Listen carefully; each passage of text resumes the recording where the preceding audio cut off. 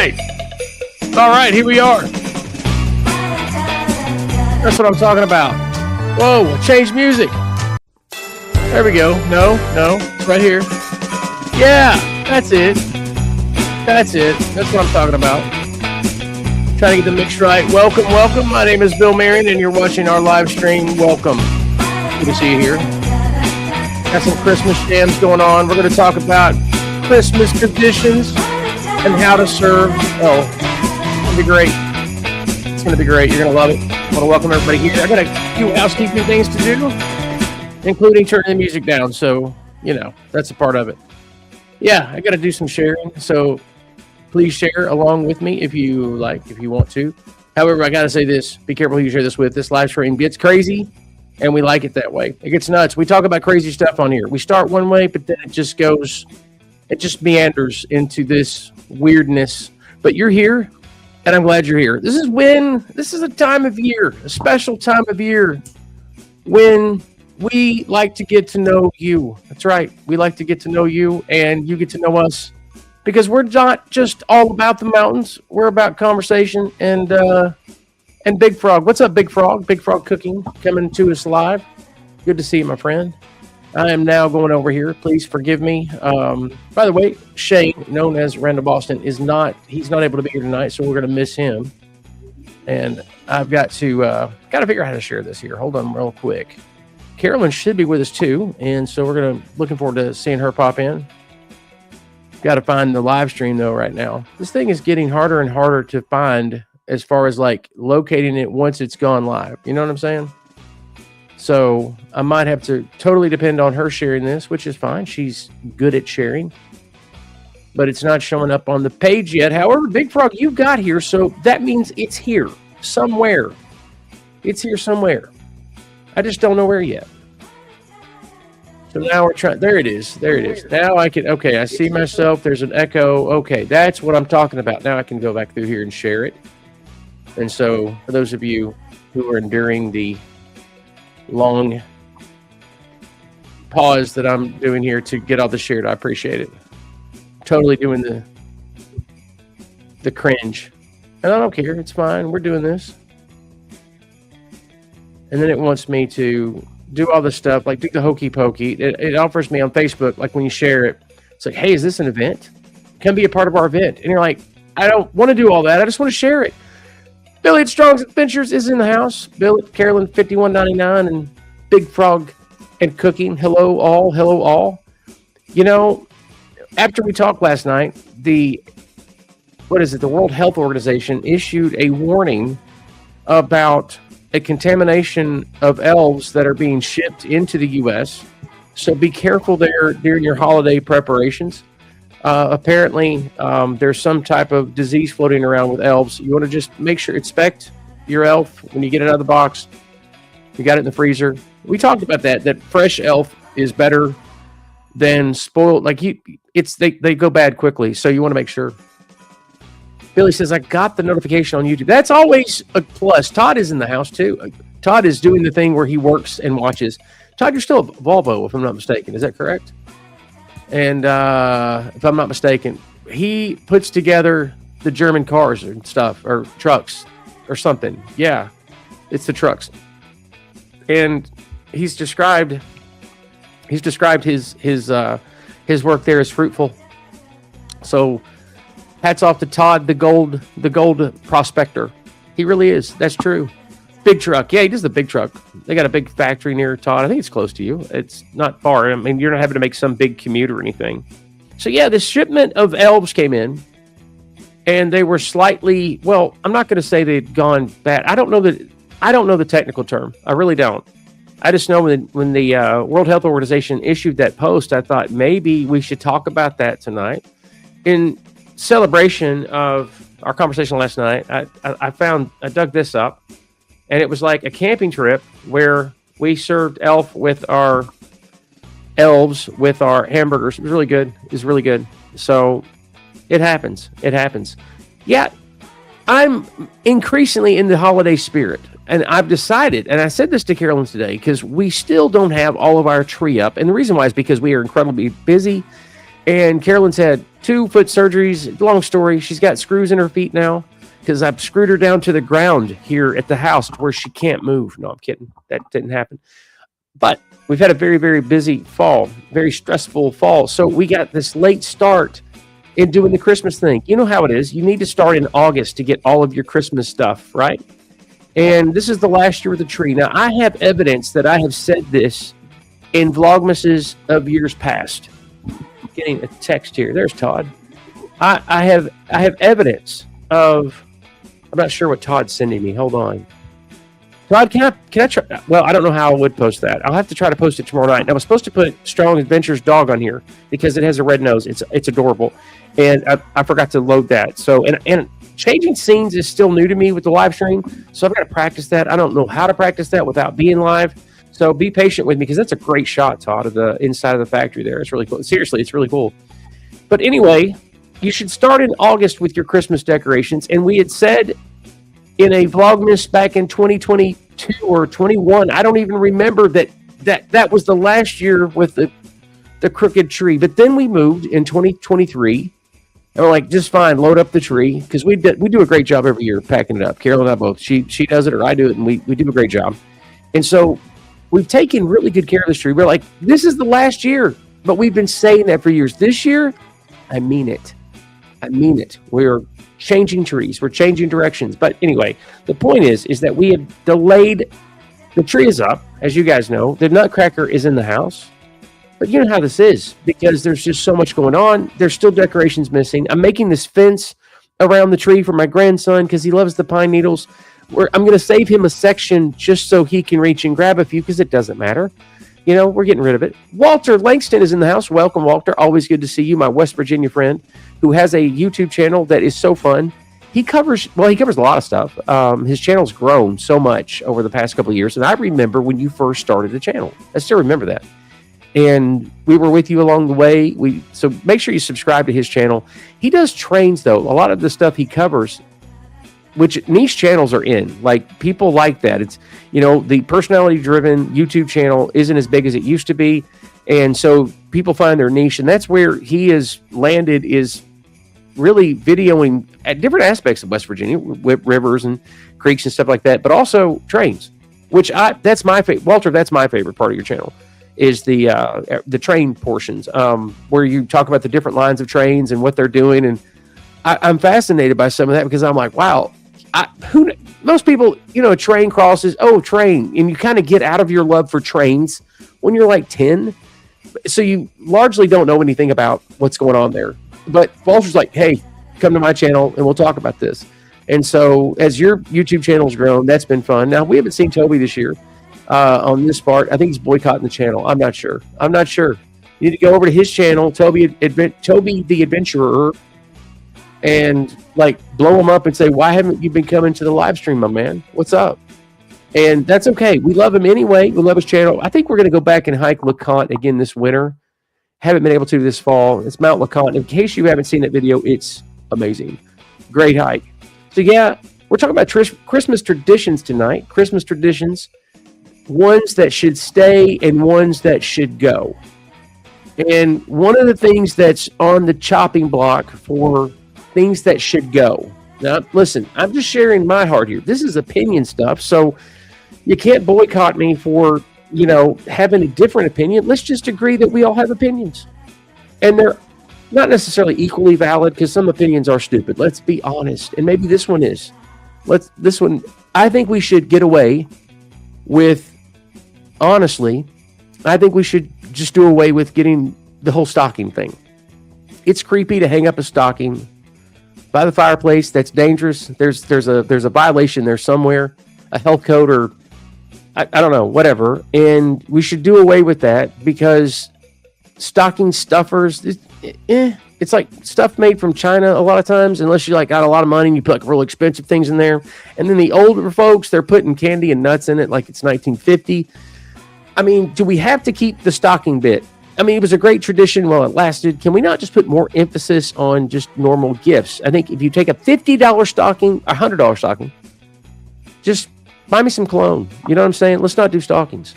Going back to the chat room here. Whatever happened to Juan from the CIA? Well, they called him back to active duty when Trump got in office, when he was reelected. But Juan knew what was going down. They pulled him back into service. He was retired in Arizona, and they pulled him back in because of the UFO stuff going on. Now, I can't prove that. But that's what my sources have told me. And so, Godspeed to Juan, and we hope that everything goes well with the UFOs and the flying saucers. He's, if anybody's qualified to do that line of work, and if anybody's qualified to work for President Trump, it's Juan. And so, Godspeed to Brother Juan. We'll never know his real identity. I don't even know if he's from Arizona. I really don't. I don't even know if he's from America. He might be like, you never know. He might be from another country, sneaking into our chat room. However, I do miss seeing him. I know that there was, he was a live stream, like he would jump in here every time. We watched every video. But when Carolina, we had to take a few breaks from YouTube several times back in 2023 and stuff like that. And so he might not even be getting notifications, or he may have been kicked off the platform. You just don't know. Walter Langston says, most people don't have fireplaces these days. That's exactly, Walter. Most people don't. And so let's get rid of the stocking thing. It's creepy. A lot of people don't wear socks. They just don't wear them anymore. They say, I'm not wearing socks. I'll wear sockies. I'll wear something, that little shorts. Like, think about it. I have friends of mine that will only wear the short socks with tennis shoes, like the little short socks. And I'm still stuck in the 90s in the grunge movement. I'm still wearing white socks with tennis shoes, or white socks with like hiking boots and a flannel a lot of times. But the younger crowd, they don't have the long socks and stuff anymore. I still have the thick hunting socks that I will wear with normal attire. So I am still stocking qualified. I want to make sure everybody understands that. But some people aren't. They're called ankle socks or no-shows. Thank you, Carolyn. Thank you. Carolyn has bought me some ankle socks. I do wear them on occasion. And my son has me not wearing white socks all the time now. He's like, you've got to stop. Bryn, how are you, Bryn? Bryn from South Carolina. Bryn, you know what? You have commented on another video. I saw it, and I meant to go over there. I got sidetracked, so I apologize for not responding to your other comment. Sorry, had to check on Rhonda. She is not. Well, tell Rhonda we're very sorry. Seriously, I hope everything's okay. I hope she's not too. I hope it's okay. I hope it's like head cold, flu, because we can whip those. COVID, it's got nothing on us. We can take COVID down, and be sure to get vaccinated. Let's start that conversation, shall we? So, how do you all feel about? I'm kidding. I'm so kidding. Not on this channel, please. Well, I mean, whatever you do in the chat room is up to you. I mean, these days you can actually talk about that stuff here and not, get in too much trouble with YouTube. But there was a time there in 2020, 2021, a part of 2022, where there was no criticism or jokes allowed. Bryn says, it's okay, Bill. I understand. Well, you are one of my... Look, this is so funny. As soon as I brought up COVID in 2020 stuff, I lost 3 people in the chat. It's hilarious. People still are holding on to that stuff. Yeah, we are Generation X. We can whip anything. You're right. We were latchkey kids. We were allowed to play outside without adult supervision. Matter of fact, that was mandatory. My parents would tell me, go outside and play until the light. It wasn't like, you need to go outside and play. That would be healthier. No. There were no options. It was go outside because we don't want to see you right now. And my parents love me. Mom comes in here all the time. My parents love me. They're good to me. I had good parents. You won't hear me complain ever about my parents when I was a kid because they were wonderful. But they would say, go outside. It's 107 degrees here in Tennessee, Mom. And they'd be like, and go. There's a water hose out there for a reason. Stay hydrated. They didn't even say that because that was before the hydration. Everybody stays hydrated. No. When you get thirsty, there's a water hose. When it's time for lunch, we'll let you know. That's Generation X. That's it right there. All my peers were raised the same way in the neighborhood, in a nice neighborhood. All the kids in the summertime, spring, winter, it didn't matter. When you got home, you might do some homework, maybe, but then you went outside and played. Todd says, go outside until dark or until I call you for dinner. Exactly. And there were some parents that made a big deal out of be home by dinner. Some didn't. Some's like, you can warm it up because we had microwaves. Generation X had microwaves. But Generation X remembers when microwaves cost like $700 and they were advertised as being able to cook a turkey in an hour. Do you guys remember that? So before there were ever fried turkeys, deep fried turkey or deep fried elf, either way, before that, the big push was deep fried turkeys, microwave turkeys. I know it sounds crazy. She was also wondering if any of y'all remember the Lifesaver books at Christmas, and if we remember grape lifesavers. Yes, I remember grape lifesavers. Surely, is this a Mandela effect thing? I remember grape lifesavers. The Lifesavers books at Christmas, I don't remember. It seems like I remember some kind of a book with Lifesavers, like maybe a marketing thing where they're just trying to get their brand out in bookstores or something, but I don't remember it being a Christmas book. Bryn says, I was a girl, had to be home before the street lights came on. Yeah, that's how we were raised. And even then in the summertime, like in the middle of summer, before football season, July-ish, June even, you could play outside at night, and that was kind of normal until laser tag came out. When laser tag came out, I don't know if you guys remember this. You know what laser tag is? It's toys that they used. I guess it was a type of laser to determine if you were shot or not. It was great. Some kids got hurt at night playing somewhere. It's one of those, and I've always wondered if it's an urban story, that if it's even real, if this really happened. But apparently, some neighbors thought they were breaking in, and they were hurt. We'll just say that. And that ended a lot of kids playing outside after dark, But we played outside at night all the time, especially in the summer, up until 11 o'clock at night. And again, nice neighborhood, good kids. Nice neighborhood, good kids. I remember the Lifesavers book, Big Frog says.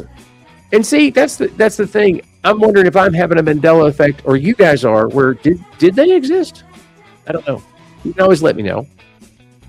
Now, listen, you can always send me a message on Facebook if you ever want to send pictures, if you ever send video or whatever. We can work something out. And I'll be honest with you, I'm not scared to give up my phone number, especially if I see you guys in here all the time. I'm not scared so you can send me a text direct. If you're ever in the area, like Big Frog, dude, give us a call, text, a Facebook message, something. We can get together because you're in the area. We are not strangers, and we'd love to get together, have lunch, goof off. And I think there's a great place to get elf in Chattanooga. It's expensive, but we can do that. Brent says, was a girl still a girl, a female? That's probably in response to something else. I might have missed that one. Deep fried elf, good eating. Man, you've got that right. See, Walter gets it. Walter understands the Walter, I don't know if in West Virginia if they do it the same way they do down here, but I'm pretty sure they do. It's all about the brine. It's all about the brine. You have to get I think people call it an elfy taste. So you have to get a lot of people here will do a brine first. But I don't know if they do that in West Virginia. West Virginia, great. They get good food, especially where you live, because you live below the gravy line. That's what I call it, where gravy is still Southern gravy. There's a line. And where you're at is you're within, like if I stop somewhere in your neck of the woods in West Virginia and have biscuits and gravy, it's going to taste like biscuits and gravy. Where we lived in Harrisonburg, not so much. Not so much. Yeah, Carolyn's right. Don't forget to hit that like button. And I appreciate everybody commenting and chatting up. That makes it, you know what makes these live streams great? You guys fuel this thing. I was talking to Shane today. We were laughing hysterically. If I put out a promo on one of these things, one of these live streams, pay close attention and watch the matter of fact, because it's still up.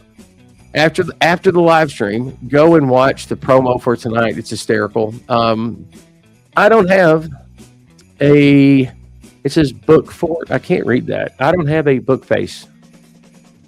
Oh, a book. I just got what that is. Well, send me a message on a video or something. Like you can get it that way, surely. Like go to a video and just comment, because I'll get it that way.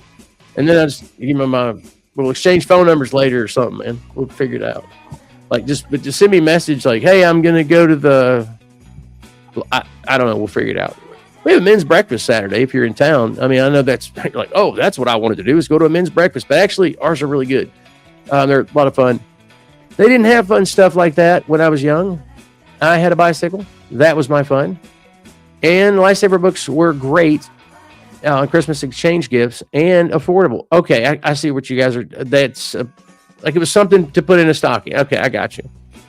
Yeah, laser tag it was a real faddish. Like when it came in, it was a big fad, but it did not hit my age group at the right moment. I was growing out of that, playing more sports and not playing lots of G.I. Joe guns.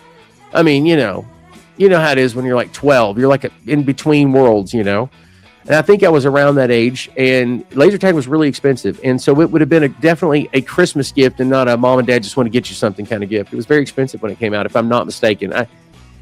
I didn't like it as much as other people did. Again, it's probably because I was older. And by the time I was coming up, girls and guys both played that kind of stuff, laser tag or whatever. They both played that. And so you had the whole neighborhood would just go nuts with laser tag, but I was not as into it. When paintball came out, I was knee deep in life, coaching football and all. Not came out. It had been out a while, but when it got real popular. And so I was one of those that didn't gravitate towards the paintball thing. Biscuits and gravy is so good. You got that right. There is nothing better than biscuits and gravy, heavy pepper, nice and strong sausage gravy at that. It is the best. It is the bomb. It defines Southern living. If you have that with a little pork tenderloin that's been fried, lightly breaded and fried, heaven help me. It's just the best. The line you are referring to is probably the Mason-Dixon line. And my husband used to say it was located between North and South Carolina. Yeah, it's possible. The thing is that Western North Carolina in the mountains, you can find some good gravy there. Like that's still very Southern, still very rural, very conservative. If you go through that area, it's changing rapidly. But Western North Carolina, I would definitely. But South Carolina is like a different kind of Alabama. It really is. It is deep South. And you guys have those fat cat head biscuits down there, and chicken bog. And no, I don't even know if people in here know what chicken bog is, but it's basically chicken and rice. But it's not just chicken and rice. I'll tell you, Billy at Strong's Adventures. I know you're still in here. It is like you can do chicken bog the way you would do jambalaya almost. It's a relative. It's a relative of jambalaya. Where you cook the chicken all day. A lot of South Carolinians will just drop the whole chicken down there and just boil it until it's just disintegrated almost. I've seen it done that way. And then you take the bones all out. You take your time taking the bones out after it's boiled all the way down. Then you throw your rice down in there. Is that right, Marion? Is that how you do it in your neck of the wood? I think so. I bet so. Those big cat head biscuits, gravy down there. South Carolina, good food in South Carolina. If you are ever in Pigeon Forge, make sure you get biscuits and gravy at the Apple Barn. Yes, I've never had, but everything is good at the Apple Barn. Even Elf, it's terrific. It's dynamic. The Apple Barn is great. Carol and I have a few places. We love Calhoun still, even though it's gone downhill a little bit. And I think it's the age, probably under new management, probably been sold 15 times. You guys know how that is. Restaurants. That was our first date, was at Calhoun's. We'd gone riding around in the mountains, and that's where if I could give my young two kids that aren't married that need to get married and get out of the house. No, I'm kidding. Nathan is out of the house, and Crystal's saving money to get out of the house. She'd already be out of the house if she hadn't had a car accident that set her back a little bit. But if I could give them any advice, it's don't do typical things. Don't do dinner and a movie on your first date. Don't do that, because you can't talk in a movie, and you need to communicate to see if there is something there. And so Carolyn and I, our first date, she lived in Cleveland. I picked her up, and we drove the Chair House Skyway onto the Blue Ridge Parkway to 441 or Newfound Gap. It snowed. Now, keep in mind, it's April. And while on the Blue Ridge Parkway, a blizzard hit. This is our first date. And she's having a blast in the mountains, and she's just, oh, this is great. I'm from Florida. This is wonderful. I am scared to death and trying to act cool about it because we're sliding all over the mountain, and she's not picking up on that. She's just looking at the pretty snow. And as the evening snow turns into a night blizzard, they haven't closed 441. This was a different day and time because now if somebody sneezes, they close Newfound Gap Road or 441. I mean, how often have you been to Pigeon Forge or Gatlinburg in the past 20 years and it's closed all the time? So, but that back then, it was still what I loved about the Smoky Mountains. It was wild, kind of like West Virginia. West Virginia's like that now. You know, people were like, did they ever close the road to Spruce Knob in West Virginia? No. They trust you. Highland Scenic Highway, they don't close that road. They just tell you, look, we don't treat this road, so good luck. And, you know, so occasionally some stuff happens, but most of the time people are smart.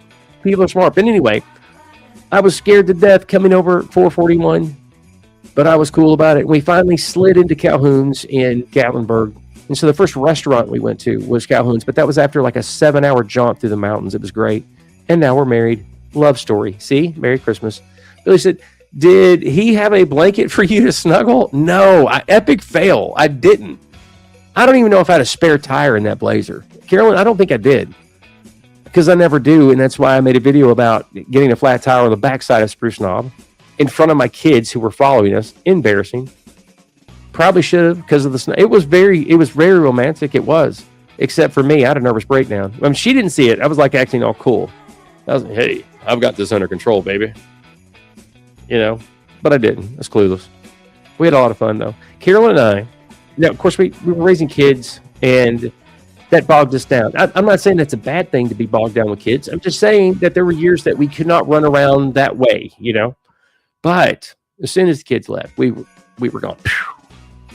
Because that's who we are, and we always knew that.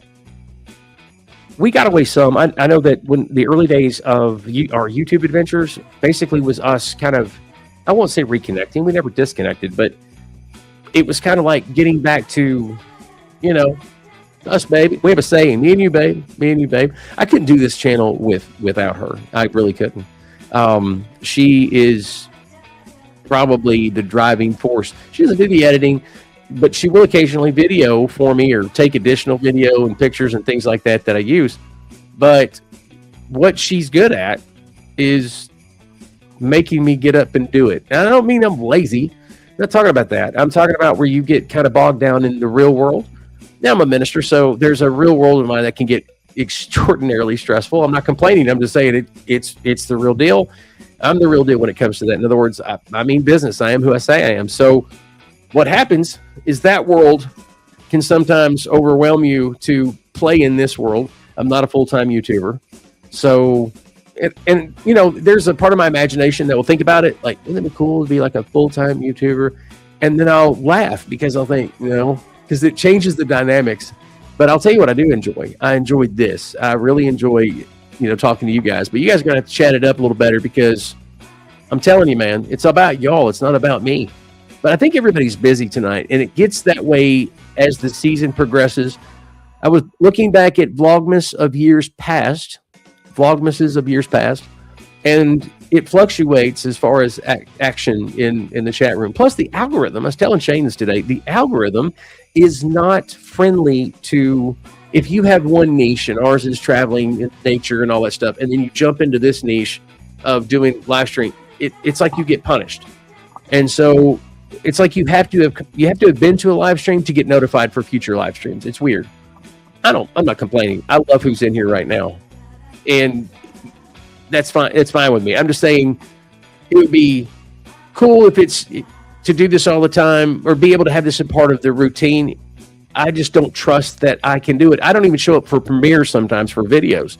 And Billy got onto me about that. Strong's Adventures got onto me one time. He's like, not coming to these anymore unless you show up. I don't know how he said it, but that's how I felt like in my head, because I was like, man, this is terrible that I'm not showing up to my own premieres. But it was our own schedule. It was just getting impossible. It's true that a few times I have forgotten, but I have forgotten because of our schedule, if that makes any sense, where there's the stress, or you get a phone call at like 7:00 in the evening that alters your entire month, you know. I miss your videos, Billy. Yeah, and I wasn't going to say anything because I didn't want to like bust Billy up, but we do miss your videos. I know that I cruised them for a while there, but I haven't seen anything pop up. Why do you think I just read his comment. Why do you think we haven't put any videos out in the last 2 years? because last time we talked, Rhonda had gone back to work, and that's what I figured had happened. You guys just didn't have the schedule that you used to have. Walter says, I work a lot, not a full-time YouTuber. I thought you were getting there, though, Walter, because you were putting out some serious videos. You're increasing in your subscriber count. Congratulations, Bill and Carolyn, for 20 years. That's right, 20 years this past November. And we're going to save for a bigger celebration in 5 years, like at the 25th anniversary. That's what we're talking about doing. We go all the time, go places all the time. So we're not, this year wasn't pending because we're going to Israel in a few months. And so that's kind of our, like, we're going to do that. Like that's kind of our plan or whatever. Love doing YouTube videos, but can't make a living at it. You know, if I were younger, like 10 years younger, and knew what I knew now, there's ways to make more money than I've ever made on YouTube. And we do okay. I'm very thankful because it kind of, right now we're at a place where it's kind of paying for us to go play. Definitely this year. This was our best year doing YouTube by far, by a factor of two. And so, and we made fewer videos this year, but it's just, we had a few videos that really hit well for our channel, which promoted other videos and so on. And a lot of people that have responded very well, actually. So we're thankful. But if it were 10 years ago and I knew what I knew now, there's so many things that I could have done that I just didn't know about then. And honestly, some of it I could do now. I could probably get into more ads as far as, I mean, that's not, our channel is big enough to do that.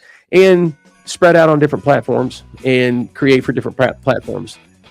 But I don't know about y'all, but 52 ain't 42, you know?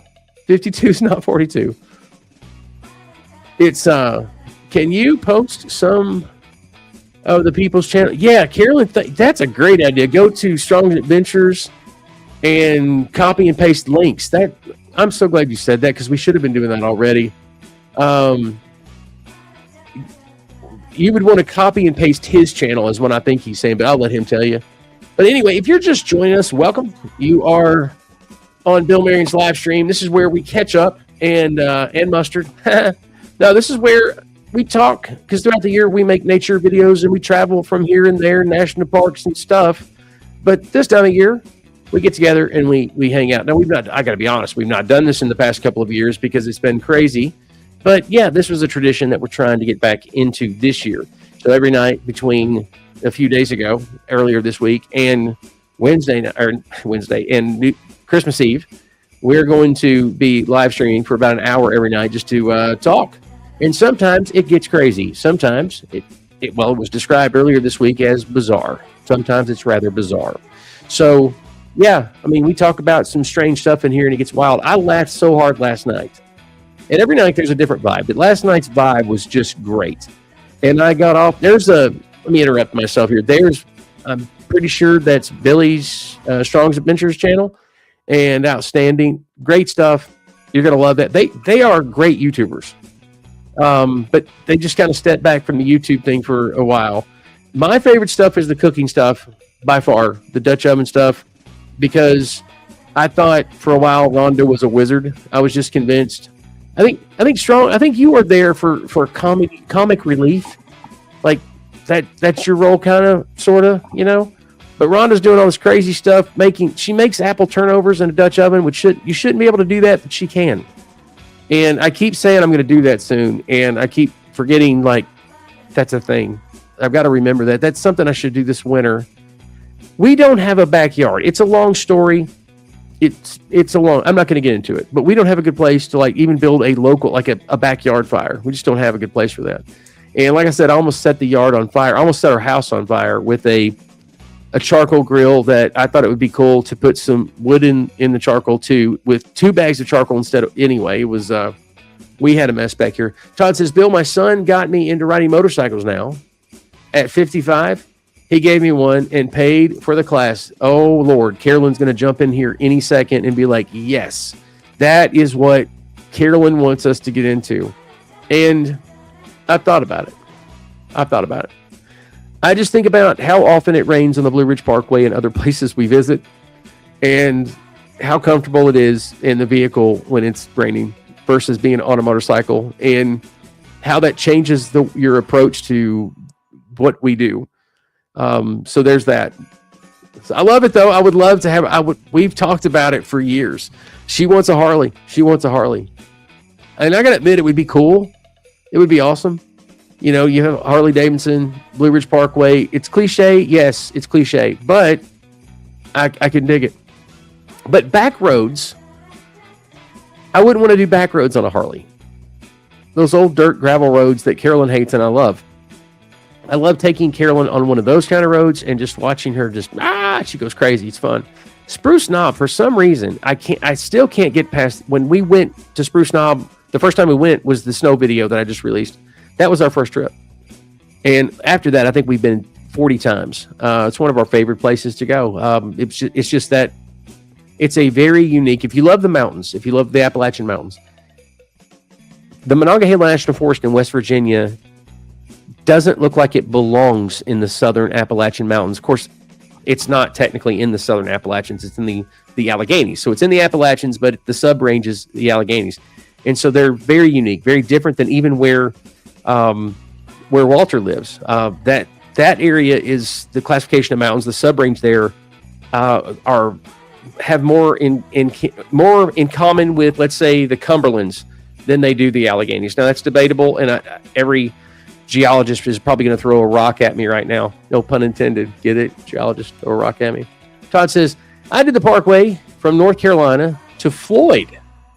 We know exactly where Floyd is. Evil things are in Floyd. I'm just saying, Todd, be careful in Floyd County. He's talking about Floyd County, Virginia, which is right there near, what is the name of that city? Where Stacy lives. I'm drawing a blank right now. Got some old dirt road videos.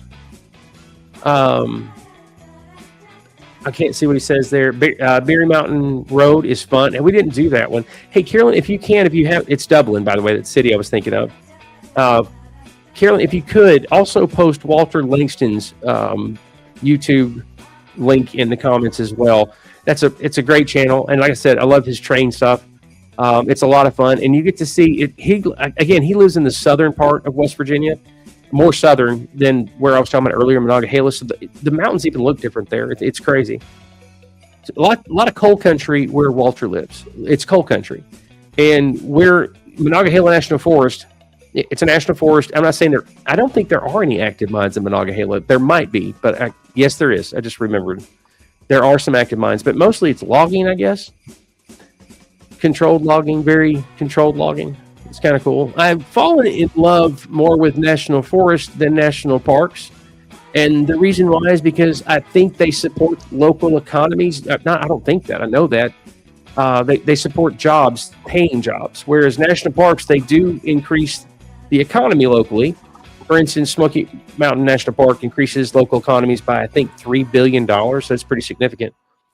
But those jobs that are going into that area, you're making a few people very rich, but the jobs are lower paying. Whereas in national forest, the jobs are, they're pretty tough jobs, and so they pay a lot more. And the businesses are your logging industry, your mining industry, it's major industries. What's the best place to eat in Hickson? You got your chain stuff here, right? You got your Texas Roadhouse and your Logan's. Logan's has gone downhill. I'm not a big Logan's fan anymore. What's the other steakhouse here, Carolyn? I can see it in my head. What? It's a nice one. Western Sizzlin', maybe, is not the old. Help me out, Carolyn. There's Chili's. It's not the greatest place for local cuisine. If we do have local cuisine, we're like every other southern city. We have our barbecue joints. Then the southern part of more towards Georgia in Chattanooga. Hickson is this weird kind of anomaly. It's across the river. That's how locals will say. A lot of locals from Saudi Daisy or Hickson will say things like, "Yeah, I'm heading across the river today," and that means they're, going across to Hamilton Place. It can also mean going into Chattanooga. I'm going downtown today. They'll say that. So a lot of the eateries for the local scene would be downtown. Hickson is vanilla. It's just vanilla. It's just, you got your car washes and a mall that's I mean, not really a mall anymore. I don't know what you call our mall now. And I'm not going to, there's a store called BJ's. Insert joke in here, okay? But it's called BJ's. And it was so weird. They bought a section of the mall. Now, maybe you guys can help me figure this out. They bought a section of the old Northgate Mall here in Hickson. And then they, instead of remodeling it and making it their BJ's, they tore that section down and built their store right there. That didn't make any sense to me. Why didn't they just build property somewhere else? I guess the property was less expensive. And when they did the numbers, it was less expensive to tear that part of the mall down and build the store right there. But anyway, we have some, you got the mall that is not really a mall anymore, but there's a few stores in there that are hanging on for dear life and seniors walking. Okay, that's what that is. That's every town in America. And then you have everything else around Hickson, Lowe's, Home Depot. We used to have a Gander Mountain. We don't any longer, but I think there's a Target, Supercenter, Walmart, and there's a couple of good stores that are good. People will go there. There's one that has like this cowboy kind of theme, this Western feel thing going on. Hobby Lobby. That's Hickson. Are you feeling the vibe, Big Fro? It's meh. It's one of those. It's just an American city. Oh, Armando's is a good place for hamburger. It is. Armando's you're feeling diner there. Like it's a diner, but they got the big thick hamburgers that you're going to make a mess eating. But, Longhorns, again, franchises. But it's good. Longhorns is good. We have a Red Lobster still. I don't know how Red Lobster is still making it. Let's be honest about Red Lobster, people. There was a time when Red Lobster was, it was fine dining. When we were kids, let's be honest, Generation X, when we were kids, Red Lobster was fine dining. The napkins were cloth, right? And when you went in there, I remember as a kid seeing people in ties, like the men were in ties. Like you dressed up to go to Red Lobster. I'm talking about when I was real little. And the food was good. It's not like that now. It's another senior center when you go in, and everybody in there has purple hair or pink hair or whatever. And the service is normally, look, I'm not putting anybody down. I'm not putting Red Lobster. I'm just telling you my experience. The service is usually, the menu, seafood is a poor way to describe what they have going on. Now, here's the truth, and you guys know this too. You know it. I know what you're thinking because you live in Louisiana where there is the best seafood there. Southern Alabama, Panhandle of Florida. That's seafood mecca especially along the Emerald Coast and Louisiana, all of Louisiana for that matter. But along the Emerald Coast, just unbelievable seafood. So Carol and I don't typically go to Red Lobster anymore because we can drive 6 hours, spend the night, and have better seafood. I would rather save up for a trip like that, which is not that expensive. If you go in February right now to Destin, listen to this, or one of those towns by Destin, anywhere at Emerald Coast, it's about 5 or 6 hours from Chattanooga. You could drive down there. There's you a tank of gas. But between January, February, March, that time period, because we've done this, you can get a room there at a nice hotel on the beach, a nice hotel for about $79. I'm not kidding, not exaggerating. We've done it. If I'm not mistaken, Carolyn, we got I think it was 3 nights for like $200. I mean, taxes and all. You can eat at Beauchamp's, which is the best seafood. It's wonderful. Or any of those restaurants, it's amazing. And just stay one night and get your seafood on. You could bring back stuff. I'm talking about a cooler full of freshly caught fish, and probably do all of that on a 2-night weekend for $500. No joke. One of the churches bought the mall around here, tore down the JCPenney's to make a sanctuary. I've thought about that too, and helped build it.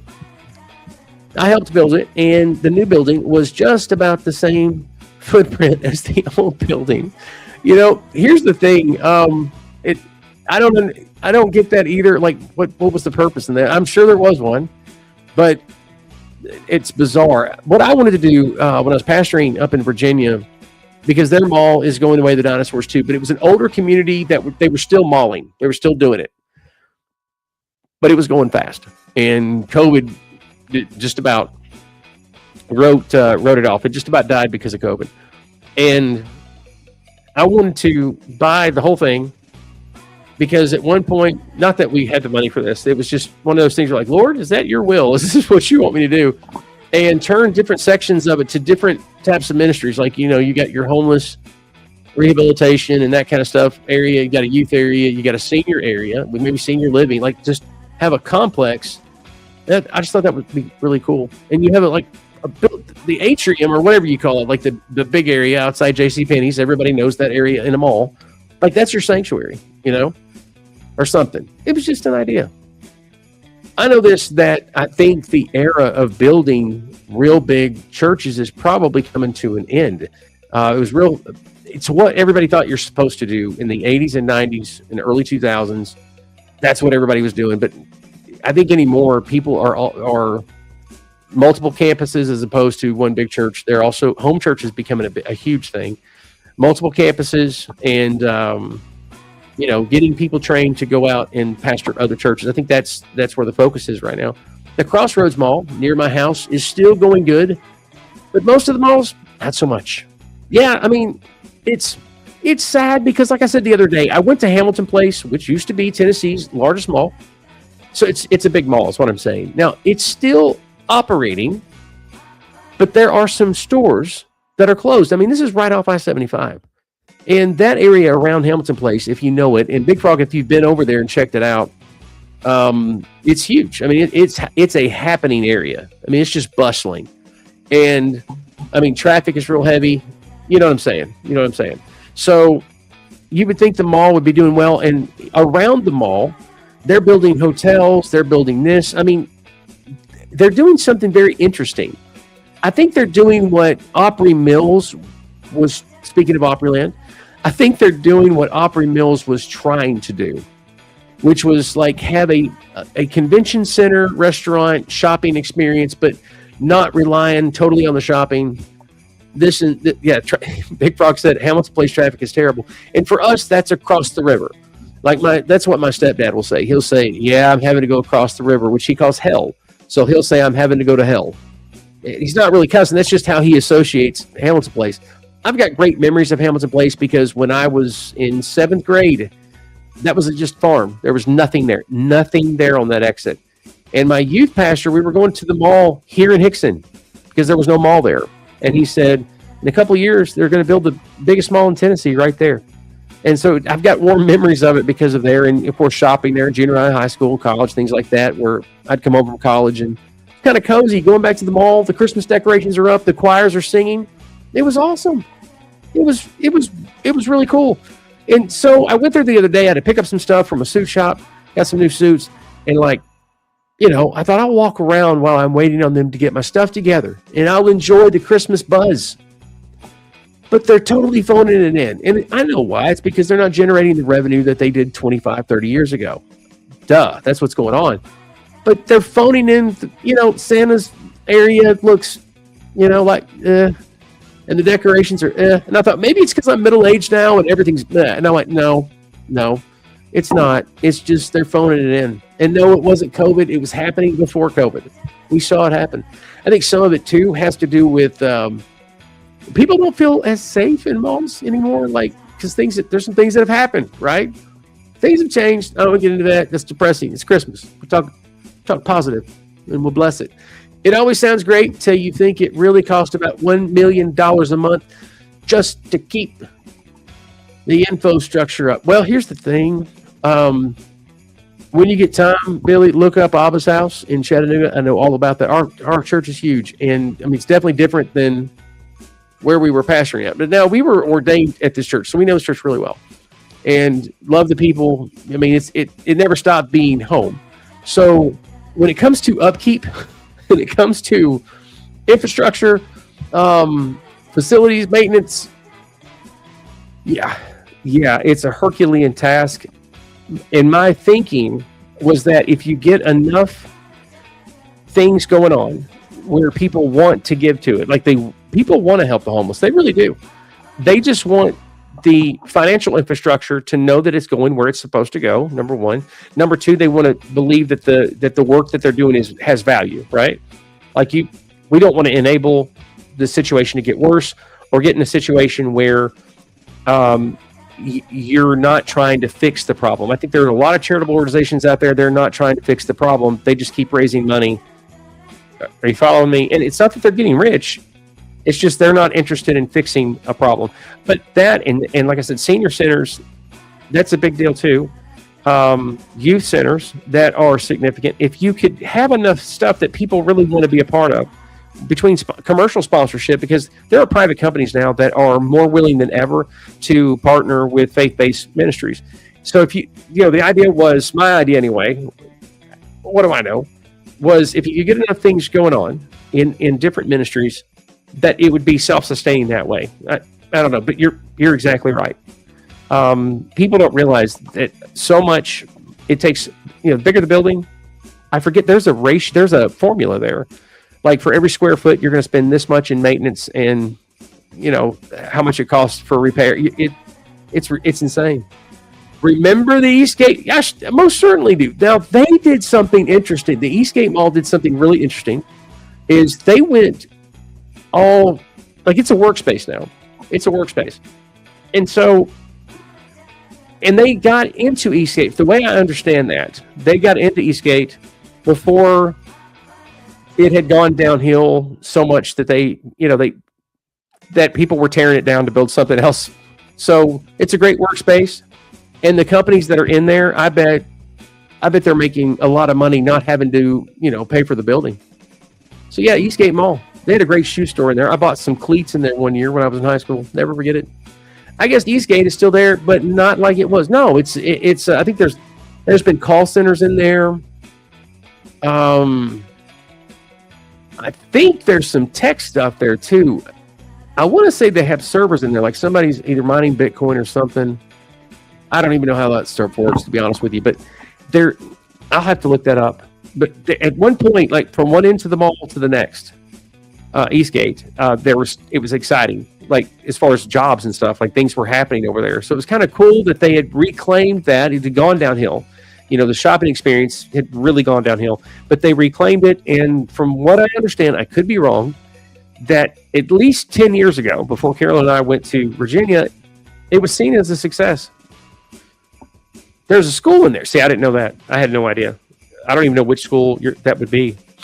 Give the video a thumbs up, Carolyn says. Shaka. Shaka, shaka. Yeah, give it a thumbs up.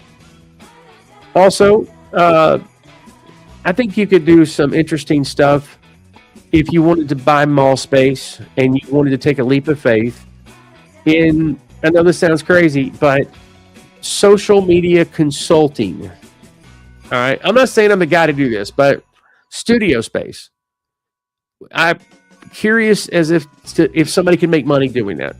And the reason why is because you can have know-how. I have a lot of know-how that we just never have implemented, but you could rent out space in the mall and have it cut up into several studios. And hear me out on this, guys. I'm brainstorming with you. And in that space, you have places for kind of bigger production kind of thing, but also where you could do this to where the cameras, everything, you just kind of rent that out from, if you're running it, you're renting it out to people who are almost like me, who I just want to sit down and push play. I really, all the other stuff, the technical stuff, I don't have time for. Even though I can do it, I don't have time for it. And so you have the stuff there. They just come in and you push a button and they can do their own thing. I don't know. This sounds a little limiting. We'll work on it. Billy says, oh, I completely understand. But yes, these places were built to make money. So for so much money, a square foot, I would love it to help. Yeah. I completely agree. That space is valuable. Let's be honest though, malls made a lot of people rich. Let's be honest. I'm all for people getting rich. This is a capitalist channel. You're never going to hear me talk socialism on here, unless I'm bashing it. And listen, half of my family live in the Midwest in the old Rust Belt, Detroit. So that's why a lot of times I have images of Detroit on here. It's kind of a throwback. We spent Christmas every year in Detroit since I was a kid. It was more Christmassy. It was the snow on the ground, all that kind of stuff. And so I have a Motown background too. I'm definitely one of those I-75 kids. And if you're an I-75 kid and you know what I'm talking about, let me know in the comments. But if you're an I-75 kid, that means the connection between the North Midwest and the Deep South is more than just, hey, I have folks up in Michigan. You are almost just as much Southern as you are Michigan. You're a true hybrid, if you will. You can hear that coming out in my videos sometimes in my voiceover. Well, I'll sound like I'm from Missouri. I will, because it's like I'm kind of Southern, but then I'll have certain words where. But anyway, that's not my point. My point is that if you're from the Midwest, you're kind of pro-union, you're kind of pro-labor. I am too. I'm pro-labor. I'm just saying, I'm a capitalist. I'm all about people making money, and malls have made people a lot of money. And people, we enjoy shopping, and so if anything destroyed the Soviet Union, it was the mall. Come on, go with me here. If anything won the Cold War, it was the mall. Shopping. We had so much abundance that we had 3 stores in a mall that virtually sold the same thing. Belk, JCPenney's, and Kohl's. They're virtually the same stores, just different. They sold the same brands, just different cotton, count and all that stuff. And you would have a Belk that in Hamilton Place, there's like 4 Belks in there. That's wild. That's abundance. That's great. However, the country's not making, let's be honest, Generation X, because we are in charge now. We are stepping into our destiny right now, Generation X. And we're not making that much money. It's making capitalists look bad. So malls, that's another reason malls aren't as attractive. People don't have a lot of disposable cash, and their malls can be depressing in that way. Is that too dark? Did I get too dark? I wanted to have a FEC in the church mall, but the rent they wanted was just too much. I'm sure, because that's the only way that they could justify giving out the space. I totally get it. We rent out some of our space at the church to a para-ministry. It's kind of in fellowship with us, and we work together. Matter of fact, this Saturday I'm going to that men's breakfast I was talking about earlier, and they're doing a Christmas angel thing, and I'm tickled to death to be a part of it. But it's a para-ministry that rents from our church, and so I can see a lot of churches doing that in the future, just to help offset expenses because of facilities. And we just put in air conditioners in our church. I think we had to reinstall because our building's about 20 years old. And I think we spent $160,000, if I'm not mistaken. I mean, it's like, oh, that hurt. Bryn says, you think I'm Generation X? Bryn, you're a millennial, Bryn. You're a millennial in our heart, and that's what we believe, and that's what we're going to say. Did I miss Big Pro? I'm not social enough to be a socialist. I'm not either. I do this kind of stuff, but you can ask my kids. My daughter, Anna, my oldest daughter, helped me learn that I was actually an introvert. And I'm like, I can't be an introvert. I've been told I'm an extrovert all my life because of this stuff. But she explained to me that when I'm done with it, like when we sign off, I basically, you can ask Carolyn, she's in the living room now. I'll crash. I'll go into a cocoon, if you will. And I can't go straight to bed. I have to unwind from this moment, and it'll take me a few hours. And it's the same way as I'm a minister when I'm around people, because that's a part of what we do. But that's sort of a calling, and this is sort of like aspects of a calling that you're, implementing in the world, so to speak.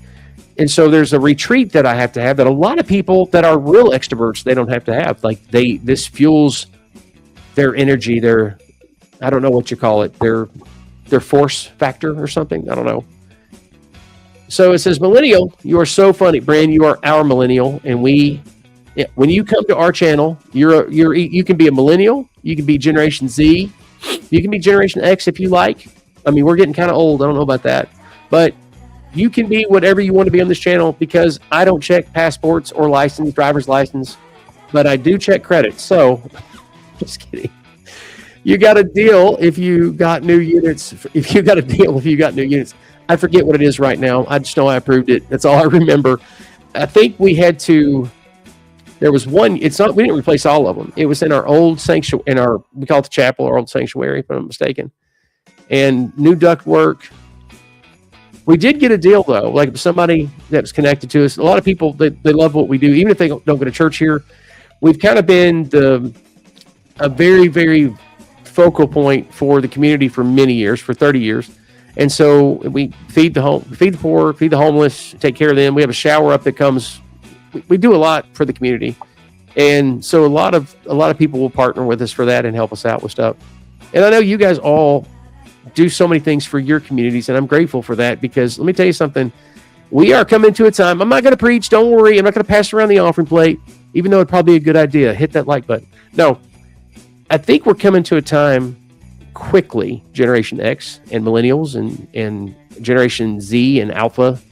Where do they get these names? But we're coming to a time where I don't think we're going to be able to rely on the federal government for anything. It's nothing personal to the federal government. I've had friends that work for the federal government. I have worked for the federal government as a soldier. But I'm just saying, I don't like the future there. And there is, I know there's an elf behind me. I know. And the elf is watching. And it needs, that's why it's there. Actually, I don't know if you saw this. It's the elves behind me are part of this complete lunch. And they're on display there. But you just break them in half, dip them in mustard, and go to town. If you like mustard, I like mustard, but I don't always like mustard with Elf. It's occasional. Hot sauce, yeah.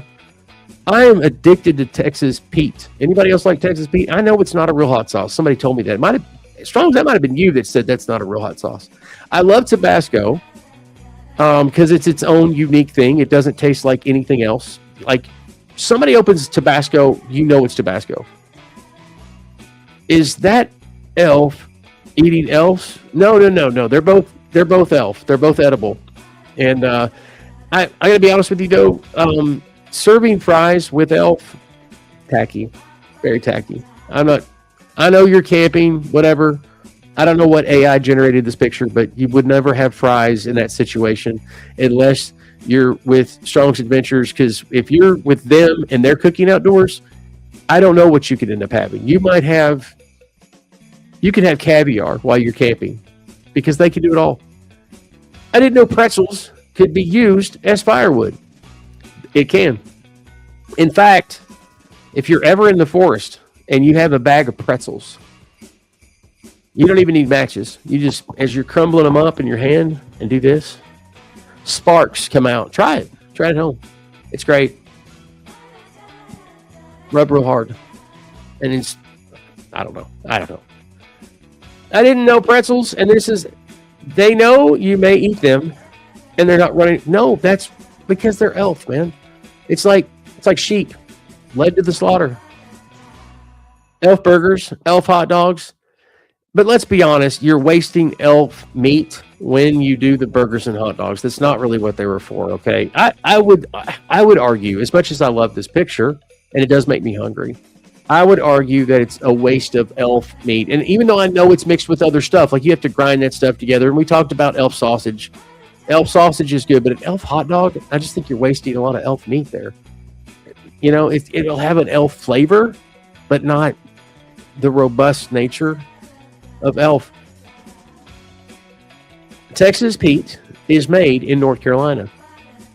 I did not know that.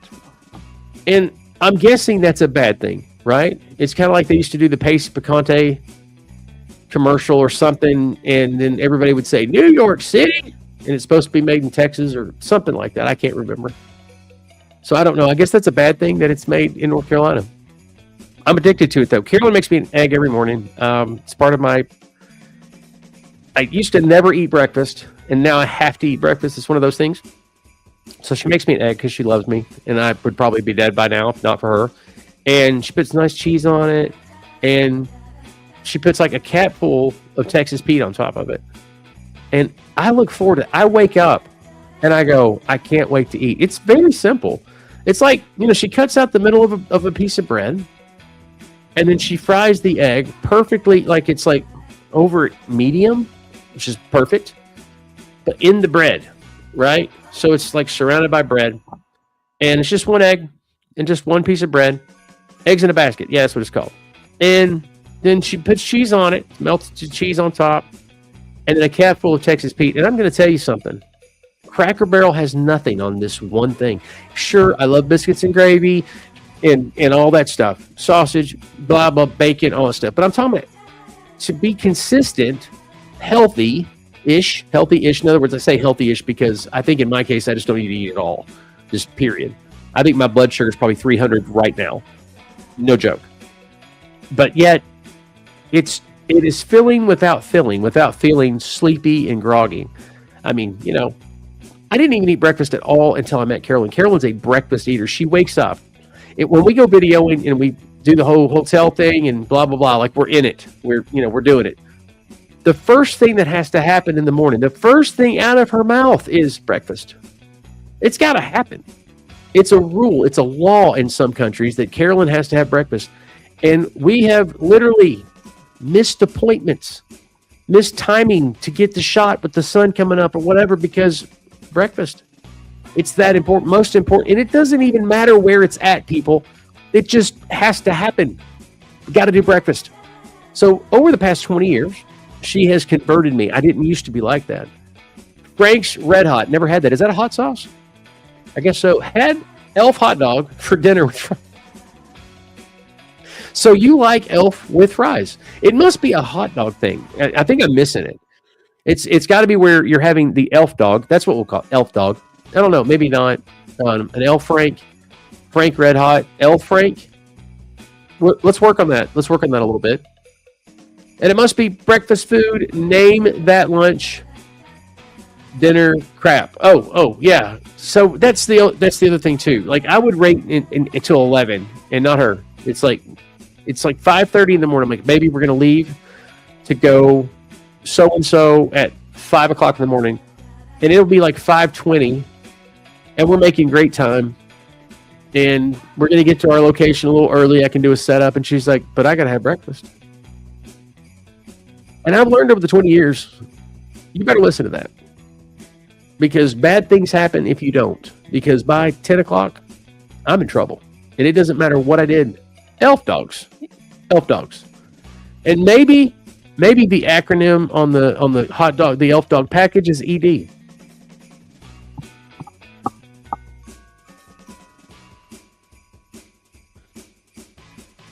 Anyway, how's this music hitting? You guys hearing this music? Is it mixed well? Because that has been the hardest part of this channel is mixing music.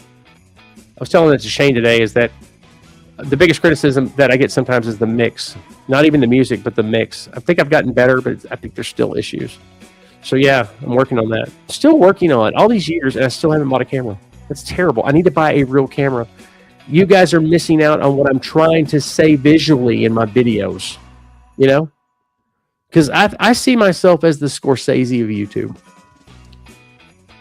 Long shots. Real long shots.